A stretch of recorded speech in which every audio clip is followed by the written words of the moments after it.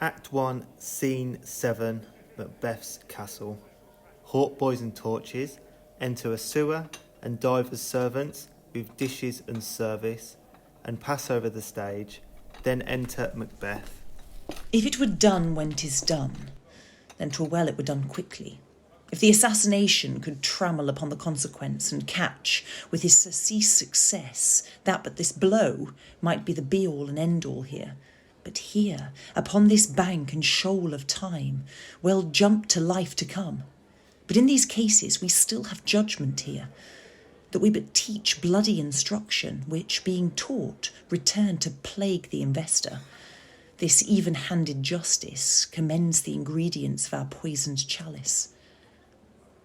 To our own lips he's here in double trust. First, I am his kinsman and his subject, strong both against the deed.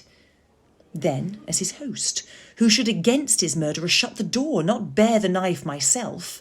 Besides, this Duncan hath borne his facilities so meek, hath been so clear in his great office, that his virtues will plead like angels, trumpet-tongued against the deep damnation of his taking off, and pity like a new-born babe striding the blast, or heaven's cherubim horsed upon the sightless couriers of the air, shall blow the horrid deed in every eye, that tears shall drown the wind. I have no spur to prick the sides of my intent, but only vaulting ambition which overleaps itself and falls on the other. Enter Lady Macbeth. How now? What news? He has almost supped. Why have you left the chamber? Hath he asked for me? Know you not he has? We will proceed no further in this business.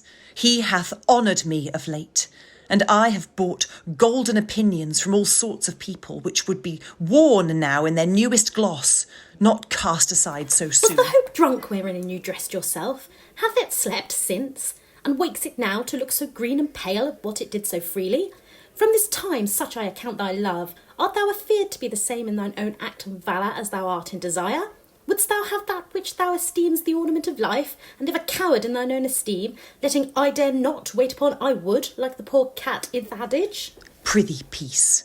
I dare do all that may become a man. Who dares do more is none. What beast was it then that made you break this enterprise to me? When you durst do it, then you were a man, and to be more than what you were, you would be so much more the man. Nor time nor place did then adhere, and yet you would make both. They have made themselves, and that their fitness now does unmake you. I have given suck, and know how tender 'tis to love the babe that milks me. I would, while it was smiling in my face, have plucked my nipple from his boneless gums and dashed his brains out, had I so sworn as you have done to this.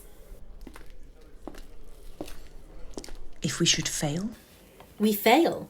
But screw your courage to the sticking place, and will not fail. When Duncan is asleep, whereto the rather shall his day's hard journey soundly invite him, his two chamberlains will I with wine and wassail so convince that to memory, the warder of the brain shall be a fume, and the receipt of reason a limebeck only. When in swinish sleep their drenched natures lie as in a death, what cannot you and I perform upon the unguarded Duncan? What not put upon his spongy officers, who shall bear the guilt of our great quell? Bring forth men, children only, for thy undaunted mettle should compose nothing but males. Will it not be received when we have marked with blood those sleepy two of his own chamber and used their very daggers, that they have done it? Who dares receive it other, as we shall make our griefs and clamour roar upon his death? I am settled and bend up, each corporal agent to this terrible feat.